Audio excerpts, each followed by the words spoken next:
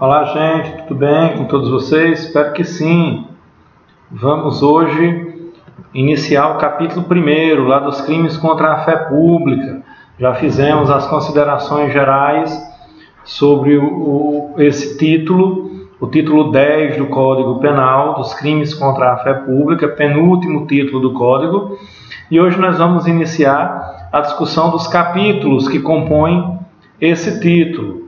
E o capítulo 1º é aquele que trata da moeda falsa, que se inicia lá no artigo 289 do nosso Código. Falsificar, fabricando-a ou alterando-a, moeda metálica ou papel moeda de curso legal no país ou no estrangeiro.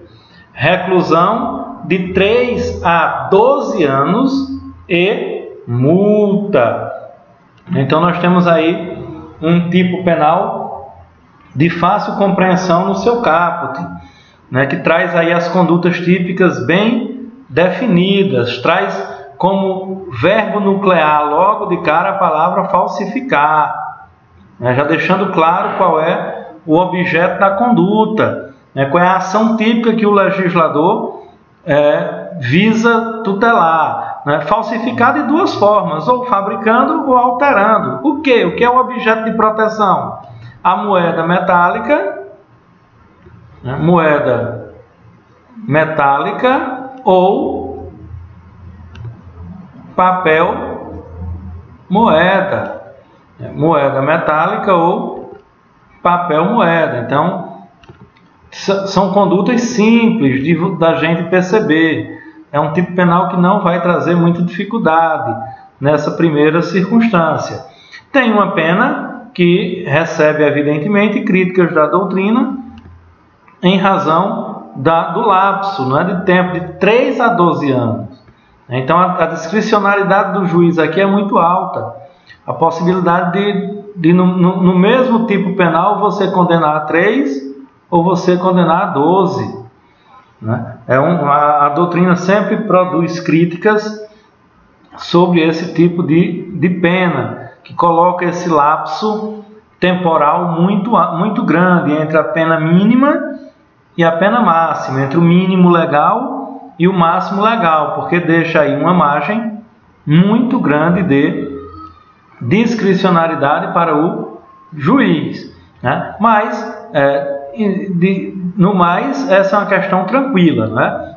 A gente novamente vendo o tipo: falsificar, fabricando ou alterando-a, moeda metálica ou papel moeda de curso legal no país ou no estrangeiro. Outro ponto interessante aqui, o que protege também, como objeto de proteção do tipo, está a moeda estrangeira, não precisa ser só o real. A falsificação do dólar, por exemplo, que é uma moeda que tem valor no Brasil, que é valor comercial no Brasil, ou do euro, ou do peso argentino, também estão tuteladas, também se enquadram no tipo penal em análise. E aí, isso é importante da gente perceber. Por isso que eu penso que é importante a gente fazer essa observação, que o objeto material do crime é tanto a moeda metálica quanto o papel moeda. Desculpa. Tanto a moeda metálica quanto o papel moeda, mas desde que seja o quê? De curso legal. E o que é de curso legal? É aquela que tem a sua aceitação obrigatória nas relações econômicas. Nós vamos ver mais na frente que lá nas contravenções penais tem até uma contravenção relativa a isso. E no Brasil nós sabemos que a moeda de curso legal é o real. Mas como também no Brasil outras moedas têm valor comercial, elas também estão tuteladas. Aquilo que eu acabei de falar para vocês. O dólar, o euro, o peso, todas essas moedas têm também a proteção legal da norma. E aí, apenas para a gente, antes de avançar, fazer as distinções, porque nós temos lá na Lei das Contravenções Penais um capítulo específico sobre os crimes contra a fé pública, não é que na verdade, quando nós vamos lá para a LCP, que é a Lei das Contravenções Penais, nós tratamos das contravenções referentes à fé pública. E aí, por exemplo, a primeira, aquilo que eu disse a vocês, com relação ao real, que é a moeda de curso corrente, obrigatório, é aquela que você não pode recusar receber. Então eu tenho aí o artigo 43 já colocando, ó, das contravenções. Recusar-se a receber pelo seu valor moeda de curso legal no país. Né? Então, o comerciante, por exemplo, ele não pode se abster, ele não pode se recusar a receber a moeda como pagamento, a receber o real como pagamento. Ele pode se recusar a receber o dólar? Sim, ele pode se recusar a receber o dólar, mas ele não pode se recusar a receber o real. Por quê? Porque é a nossa moeda de uso corrente. Tanto que lá na tela anterior a gente viu que é por expressa, né, por expressa disposição legal. Que em regra o euro, o peso, o dólar não estariam tutelados pela norma, mas por expressa determinação legal, por expressa disposição da lei, as moedas estrangeiras que têm um valor comercial no Brasil também serão tuteladas pela norma.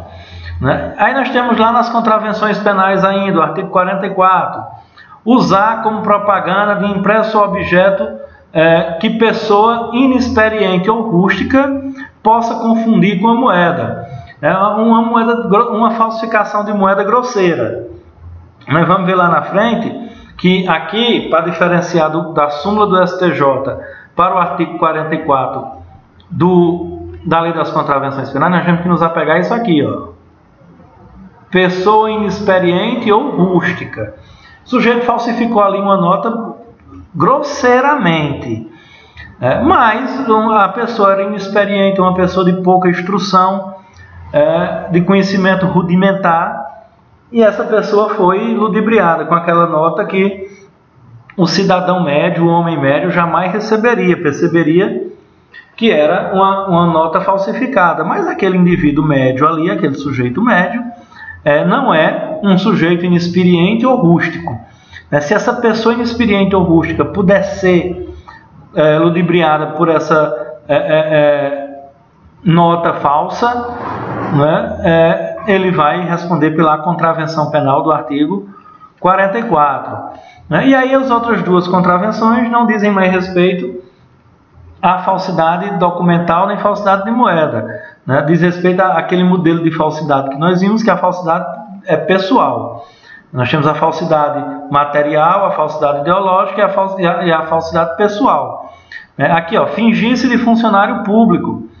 Também é uma contravenção penal. E aí a gente tem que distinguir lá na frente, quando a gente estiver vendo os crimes contra a administração pública, distinguir isso de usurpação de função pública.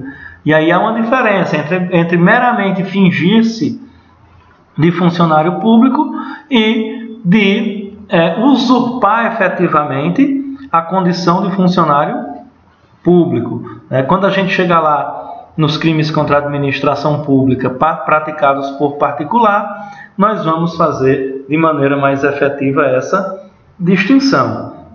E aí a última das contravenções previstas lá no capítulo da Lei das Contravenções Penais é aquela que diz respeito ao uso de uniformes, distintivos, denominação, sinal que seja exclusivo, né,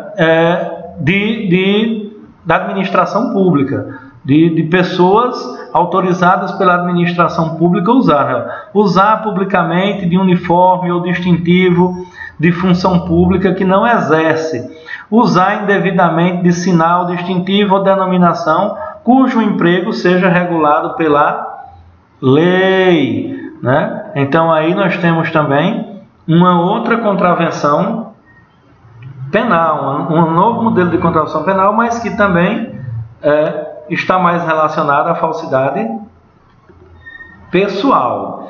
E aí, o que é que eu queria chamar a atenção de vocês? Para a gente fazer essa distinção. Por quê? Deixa eu colocar isso aqui para vocês de maneira mais clara. O que nós vimos lá no artigo 44 da Lei das Contravenções Penais é o seguinte: se o sujeito falsifica ali a moeda de forma que uma pessoa rústica, uma pessoa de poucos e parcos conhecimentos, uma pessoa demasiado inocente, pôde ser ludibriado com aquilo, nós estaremos diante da contravenção penal. Mas para que haja o delito do artigo 289, não se exige que a falsificação engane um perito. Basta que essa falsificação tenha o condão, seja capaz, possa ludibriar o homem médio. É óbvio que esse negócio de homem médio, o direito penal usa muito isso, o direito em geral usa, o direito penal usa também. Isso é uma ficção, né? Quem é esse homem médio? É uma ficção. Mas o homem médio, doutrinariamente, diz que é aquele homem de diligência comum, o homem de diligência ordinária. É o sujeito que está na média do entendimento, do conhecimento da sociedade. Quem está abaixo dessa média é o sujeito rústico, né? O sujeito simples. O sujeito que está na média ali, ele não vai ser enganado. Ele tem uma percepção mínima da realidade. E é justamente essa questão que a gente vê aqui, ó. Não se exige a falsificação para iludir peritos, mas tão somente que a moeda contrafeita ou alterada tenha aptidão para enganar o homem médio. E quem é o homem médio? Pessoa de diligência ordinária. Se for grosseira a falsificação, tipifica-se o crime de estelionato, sendo a competência para a sua apuração da justiça estadual. Por quê? Porque, em regra, a competência para julgar o crime em tela, para julgar o crime de falsificação de moeda, é da Justiça Federal. Por quê? Porque lesa interesse da União. Aí a gente vai lembrar lá do artigo 109 da Constituição Federal, né? Competem aos juízes federais. Então, a competência da Justiça Federal é dada constitucionalmente, lá no artigo 109. Aí, mais especificamente nesse caso, no inciso 4º, né, quando há lesão de bens da União. Mas veja, compreenda. Ora, então quando é que eu estou diante da contravenção penal lá do artigo 44 e quando é que eu estou diante do crime de estelionato? Nos dois casos, a falsificação, ela não foi uma falsificação com grau de similitude capaz de ludibriar o homem médio. Só que no primeiro caso, a falsificação é deveras grosseira. Ela só consegue ludibriar uma pessoa se a pessoa estiver completamente desconectada da realidade. For uma pessoa rústica, como diz a própria norma. No segundo caso, a falsificação é grosseira, mas ela não é capaz de enganar o homem médio. Então aí eu vou para o crime de estelionato. Na prática, o que é que tem acontecido? Na prática, os tribunais têm seguido muito mais contundentemente o teor da súmula 73 do STJ, que tipifica essa falsificação grosseira, desde que, evidentemente, claro, desde que a falsificação grosseira da moeda que é usada para ludibriar, nos termos da súmula 73 do STJ, como estelionato. Então, em raríssimos casos, nós vamos ter aquela aplicação da contravenção do artigo 44 da Lei das Contravenções Penais. E aí nós temos aquilo que nós chamamos das condutas equiparadas, que nós vamos encontrar lá no parágrafo 1º do artigo 289, que diz: nas mesmas penas incorre quem, por conta própria ou alheia, importa ou exporta, adquire, vende, troca, cede, empresta, guarda ou introduz na circulação moeda falsa. Então, o que é que a gente tem aí? Primeira questão. É óbvio que eu só vou poder estar diante dessa conduta equiparada se houver o conhecimento de que a moeda é falsa, né? Evidentemente. Então, o sujeito que não fabricou nem falsificou, mas introduz no mercado, ou tem guarda, ou fabrica, ou importa ou exporta, ele evidentemente precisa ter o conhecimento dessa falsidade. Ele precisa ter o conhecimento do embuste. Logo, eu já concluo de cara, já antecipando o final da discussão, que nós estamos diante de um crime que só existe na modalidade dolosa, né? O que nós vamos ter aí nessa modalidade é efetivamente a figura do dolo. Posição de vários tribunais regionais federais, já que a competência, lembrem, é da Justiça Federal. Moeda falsa. O simples fato de guardar papel moeda falso, de curso no país ou no estrangeiro, sabendo que é falsa, tipifica o crime definido no parágrafo 1º do artigo 289 do Código Penal. O que é isso aí? A mera guarda, né? O simples fato de guardar.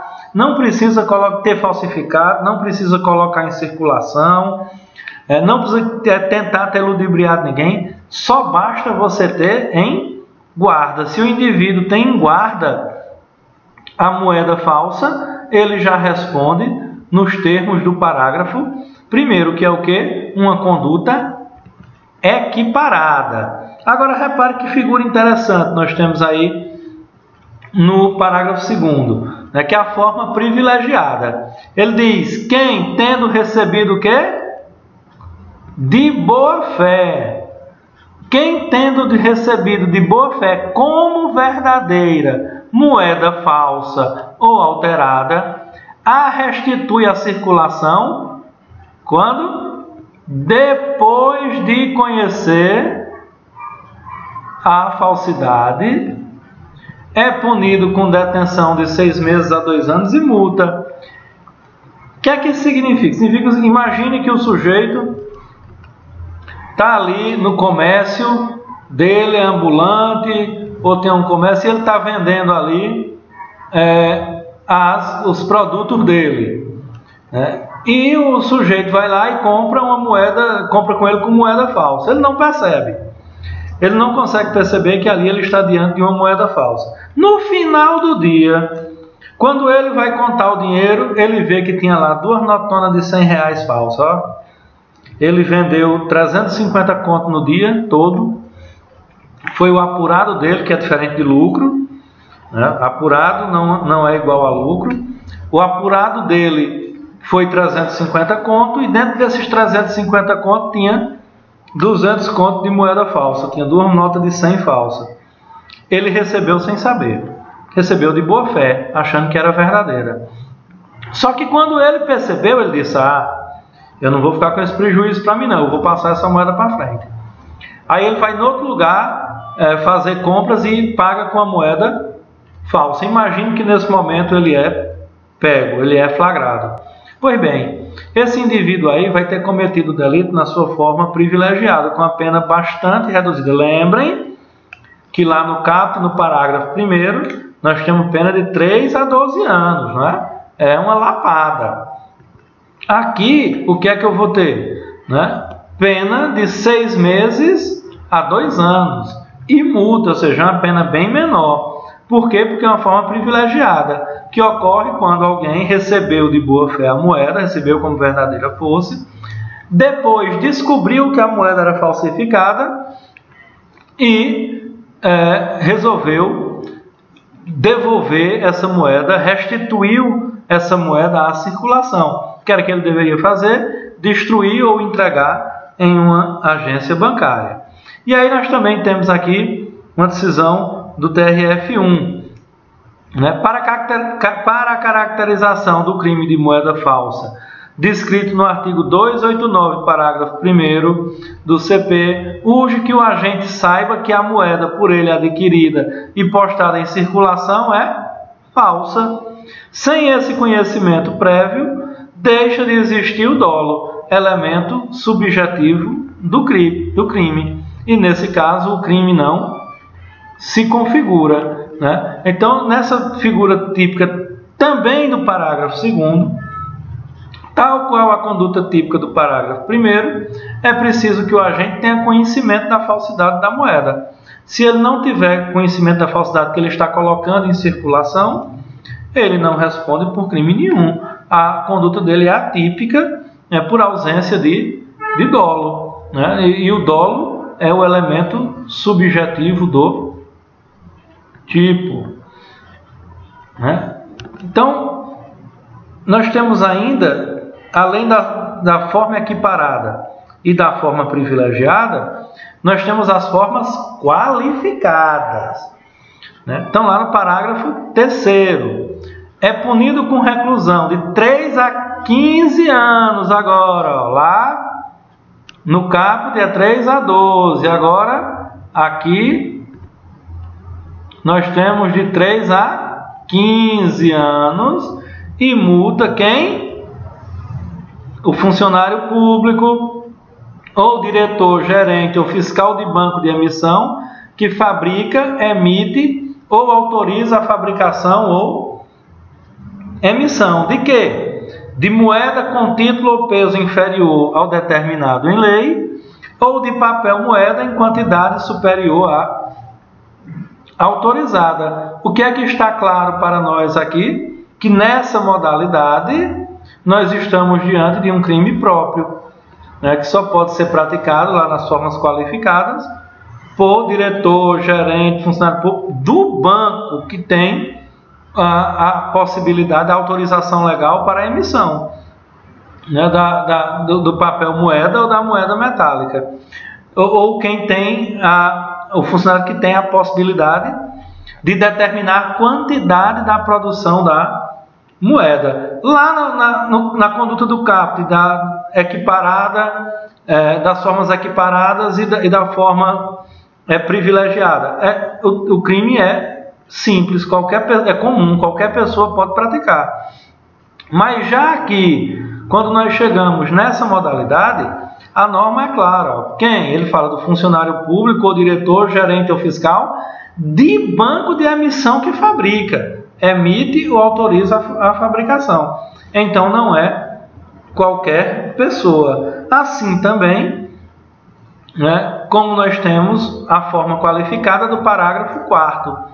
Nas mesmas penas incorre quem desvia e faz circular moeda cuja circulação não estava ainda autorizada, né? O Banco Central solicita, a Casa da Moeda produz, mas só após a autorização da colocação em circulação é que essa moeda pode ser colocada ao público. Até lá, ela deve permanecer guardadinha. E aí tem uma decisão interessante, né, dentro dessa discussão, dentro dessa questão, que é a discussão sobre o princípio da insignificância.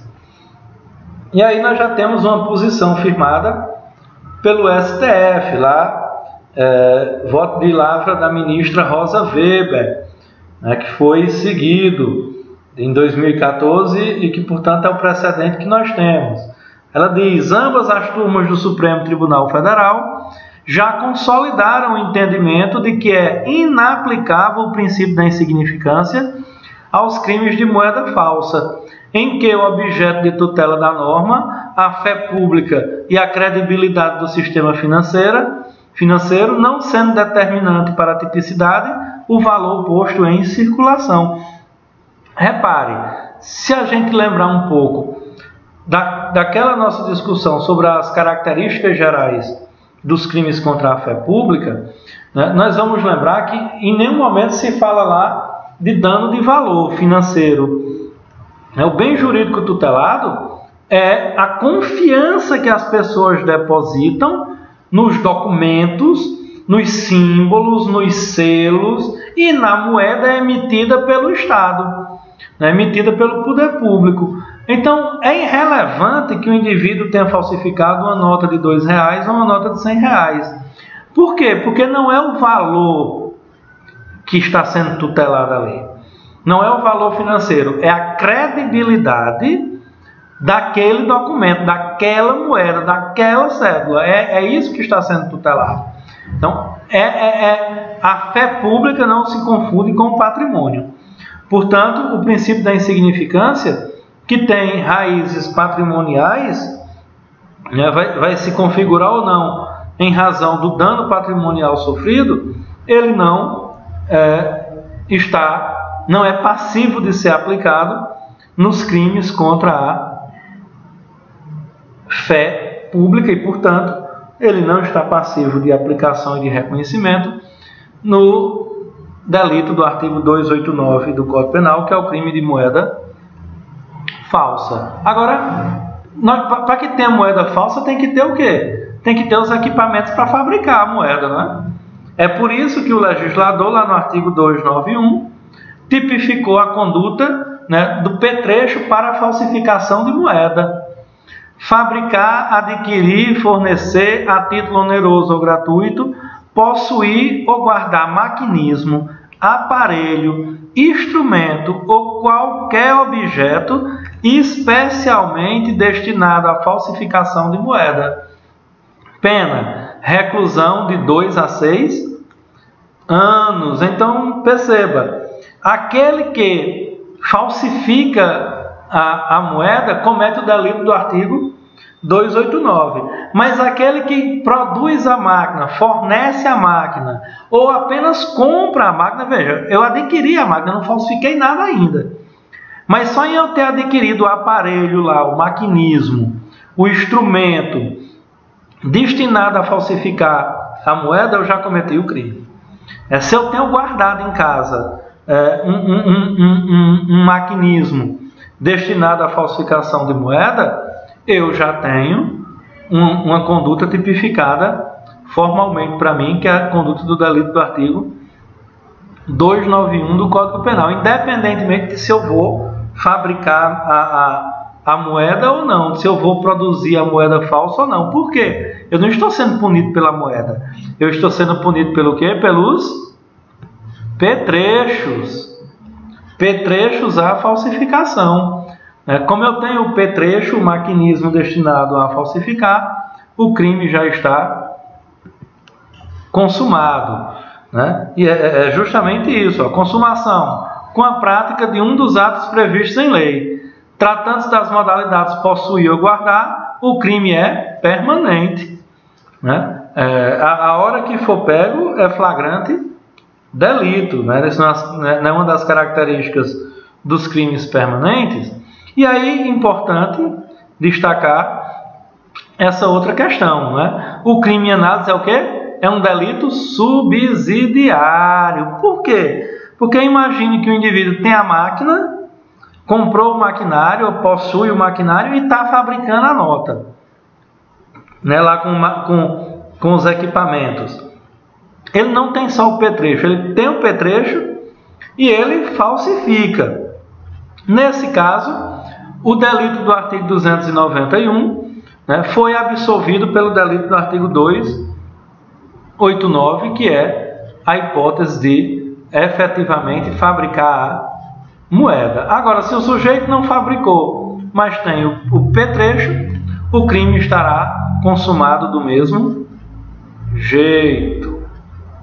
Beleza? É um tipo tranquilo, é um tipo fácil, não é um tipo que tenha muito mistério, porque na verdade, quando a gente inicia o capítulo 2º, né, que é aí quando nós vamos falar da falsidade de títulos e outros papéis públicos, aí a gente tem uma série de minúcias, mas a lógica é a mesma, nós não precisamos nos apegar às minúcias, nós devemos estar atentos à lógica do tipo, ao bem jurídico tutelado e às condições para a configuração do tipo objetivo e do tipo subjetivo.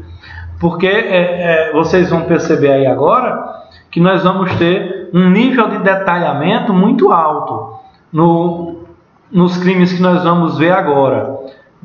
O nível de detalhamento deles é extremamente alto, a minuciosidade com que é tratada a questão. Por quê? Porque existem vários papéis públicos, né, que a gente precisa primeiro definir o que são efetivamente papéis públicos. Na verdade, papéis públicos são todos aqueles a que a lei faz referência, né, como papéis produzidos pela administração pública, né, pela União, pelo Estado, pelos municípios, pelas autarquias, etc. Todo papel, né, que é atestado como verídico pela administração pública é, portanto, o que nós chamamos de documento público. E aí nós vamos ver o tanto que tem, viu? Porque quando a gente vem aqui para o artigo 293 do Código Penal, nós vamos ter um rol extremamente extenso, né? Fabricar, falsificando-os ou alterando-os. Aí vamos lá. 1. Selo destinado a controle tributário, papel selado ou qualquer papel de emissão legal destinado à arrecadação de tributo. 2. Papel de crédito público que não seja moeda de curso legal. Por quê? Porque aí está tipificado lá no artigo 289. 3. Vale postal. 4. Cautela de penhor, caderneta de depósito da Caixa Econômica ou de outro estabelecimento mantido por entidade de direito público. 5. Talão, recibo, guia, alvará ou qualquer outro documento relativo à arrecadação de rendas públicas ou a depósito ou calção, porque o poder público seja responsável. 6.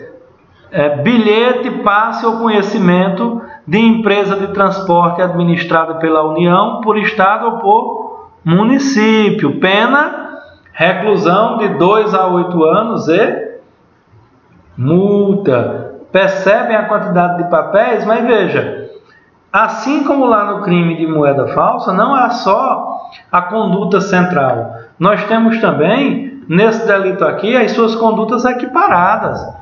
E aí não tem mistério, gente. Daqui para frente, nos crimes de falsidade, isso vai ser comum, né? Porque além da conduta principal, nós temos as equiparadas, que são basicamente as mesmas em todos os tipos. Se não, vejamos, parágrafo 1º.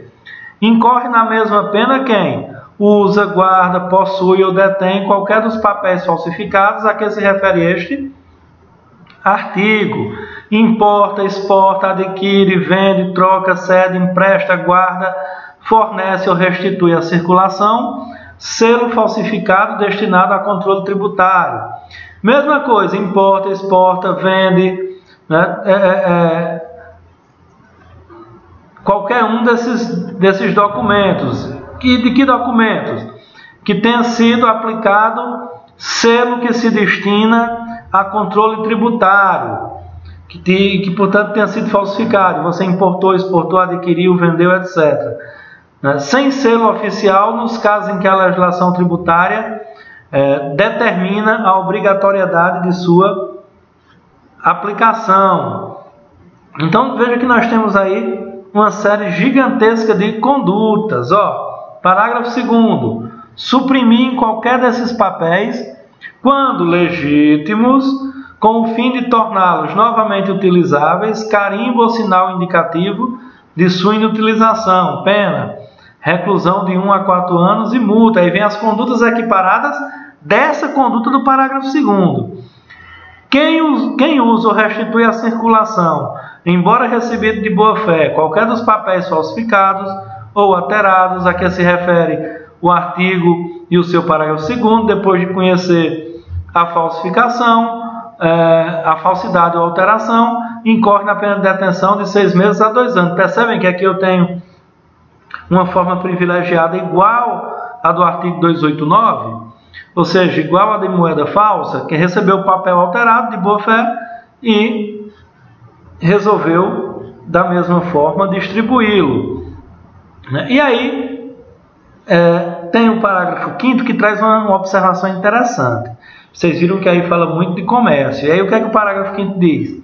Equipara-se a atividades comerciais para fins do inciso 3º do parágrafo 1º qualquer forma de comércio irregular ou clandestino, inclusive o exercido em vias, praças ou outros logradouros públicos e em residências. Veja que o legislador teve o cuidado aí de ser praticamente taxativo, exaustivo, para mostrar, olha, você não pode dizer, mas eu não sou comerciante, eu sou ambulante.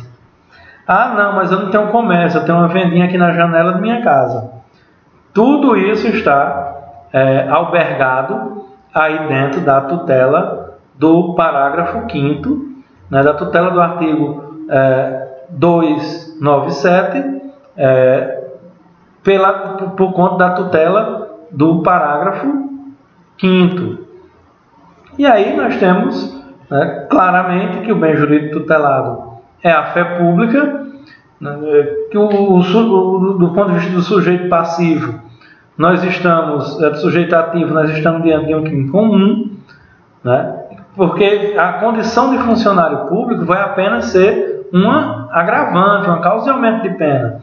Mas não precisa ser funcionário público para cometer esse crime. Qualquer pessoa pode cometer esse delito, né? E o sujeito passivo, né, é o Estado, diretamente, imediatamente e imediatamente, né, a pessoa física ou jurídica de direito público ou privado que foi efetivamente lesado, que foi efetivamente prejudicado financeiramente pela falsidade do documento, né? Então, nós temos aí condutas muito próximas àquelas que nós acabamos de ver lá no crime de moeda falsa. E aí, uma atenção, lá no inciso 3º a gente falou de vale postal, né? Pois bem, pois ali foi revogado tacitamente pela Lei 6538/78, né, que tipifica lá essa conduta específica. Então, pelo princípio da especialidade,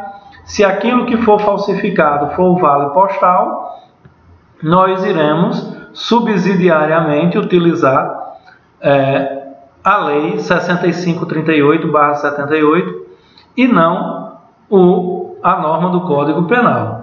E aqui uma questão interessante: bilhete de loteria, né? Mulher falsifica bilhete e tenta retirar prêmio da Mega Sena no Mato Grosso, né? E aí, que crime foi cometido aí?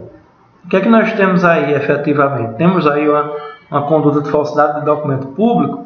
Vamos usar o Código Penal para tipificar essa conduta da falsificação do documento público. É público ou não é?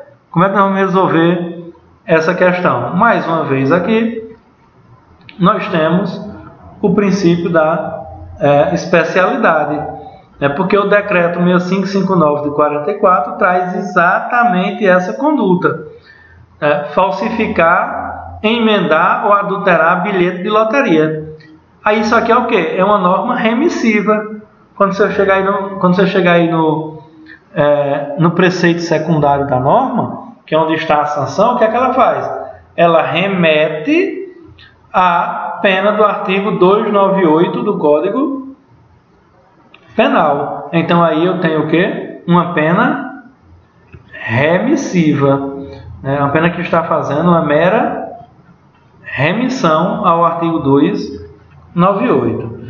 Então é um tipo que, como nós falamos, depende do dolo, do conhecimento da falsidade, da vontade de praticar o delito para ludibriar, e a consumação do papel público, do crime, se dá com a falsificação do papel público, independentemente de se ele vai ser usado para o fim ou não. Não é preciso que a falsificação seja utilizada, que seja colocado. Não é preciso que tenha havido vantagem efetiva, vantagem real. Basta que o indivíduo tenha falsificado. Trata-se, portanto, de um crime formal, que não exige o resultado. E aí, a tentativa é possível, em regra, porque trata-se de um crime pluriexistente. Você pode dividir em mais de uma fase da sua execução. O que é que não pode ser tentado? não pode ser tentado apenas o crime na modalidade de uso. Aí não tem. Por quê? Porque no crime de uso, nós passamos aí agora para uma modalidade de crime unissubsistente, não mais de crime plurissubsistente. Então, nesse caso, não é possível a tentativa, só no caso da modalidade usar. Em todas as outras modalidades é possível que haja a tentativa. E aí nós temos a causa de aumento de pena, que é aquela do artigo 295. Se o agente é funcionário público e comete o crime prevalecente do cargo, aumenta-se a pena da sua sexta parte. Então, o que é que significa? Que ser funcionário público não é condição para praticar o crime. Ser funcionário público é um agravante do crime. E em todas as modalidades, a ação penal é pública e incondicionada, porquanto tutela interesse coletivo, porquanto tutela interesse público. Ok? Então, por hoje ficamos por aqui e retomamos no nosso próximo encontro a sequência dos crimes contra a fé pública. Combinado? Abraço, até mais.